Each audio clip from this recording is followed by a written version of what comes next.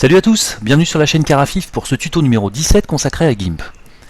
Photoshop, le logiciel d'Adobe, propose en natif une fonction qui permet de créer ce que l'on appelle des masques d'écrêtage.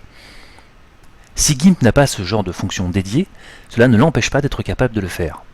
Nous allons donc voir aujourd'hui dans ce tuto comment réaliser un masque d'écrêtage dans GIMP. Pour celles et ceux qui ignoreraient ce que c'est qu'un masque d'écrêtage, eh bien c'est un calque qui contient un motif en niveau de gris ou en noir, qui va agir comme une sorte de pochoir sur une image source. Nous allons voir deux exemples, l'un avec l'image source contenue dans la même image, et l'autre avec un masque d'écrêtage fait à partir d'une source contenue dans une autre image. Lorsque nous aurons démontré ces deux exemples, nous recommencerons le premier en détaillant étape par étape ce qui se passe dans GIMP pour qu'un tel masque soit réalisable. Nous avons donc une image par-dessus laquelle, dans la pile, j'ai placé un calque avec une fleur. Je vais donc créer un nouveau calque transparent que je vais placer au sommet de ma pile. Sur ce calque, je vais dessiner un motif.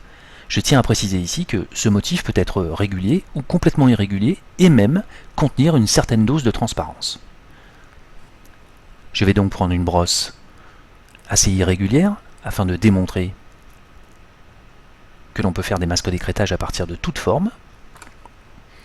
Je vais me placer sur mon image source, faire un CTRL-C pour copier dans le presse-papier cette image source. Je vais me placer sur l'image, sur le calque contenant mon masque d'écrêtage. Je vais faire un bouton droit, alpha vers sélection, et me rendre dans édition, coller dans.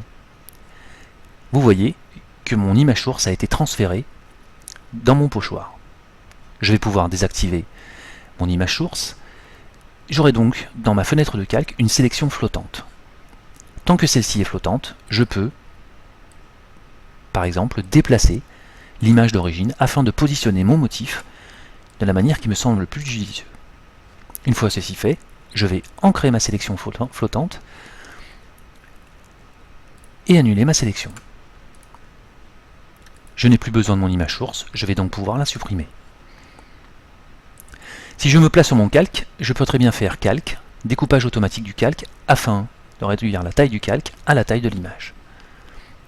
Je vais donc pouvoir la déplacer, mais aussi la redimensionner.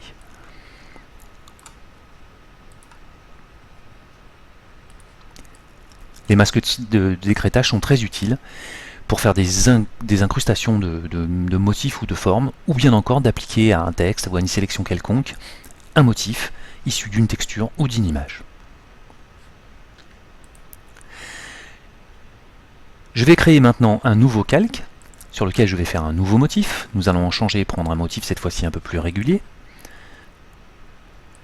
Je vais le dessiner sur mon calque, puis je vais me rendre sur une autre image, donc une source différente de l'image sur laquelle je me trouve, et recommencer l'opération. CTRL-C pour copier, bouton droit sur mon masque d'écrêtage, alpha vers sélection, édition, coller dans. Vous voyez que le motif contenu dans une autre image se retrouve dans mon masque d'écrêtage. De la même manière, puisque c'est encore une sélection flottante, j'ai la liberté de bouger mon image source afin de la disposer correctement dans mon masque d'écrêtage. Une fois que le résultat est satisfaisant, j'ancre mon calque flottant, je supprime ma sélection et mon masque d'écrêtage est réalisé. Nous allons recommencer l'opération, mais cette fois-ci nous allons la détailler étape par étape. J'ai donc une image d'arrière-plan.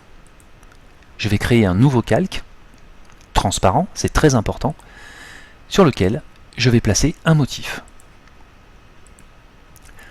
Ce motif est en noir. Le noir, je le rappelle, est la couleur de la transparence.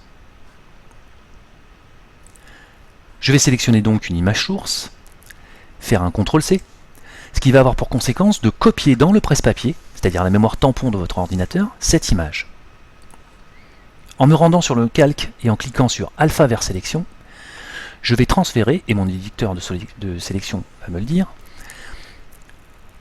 le canal de transparence vers la sélection.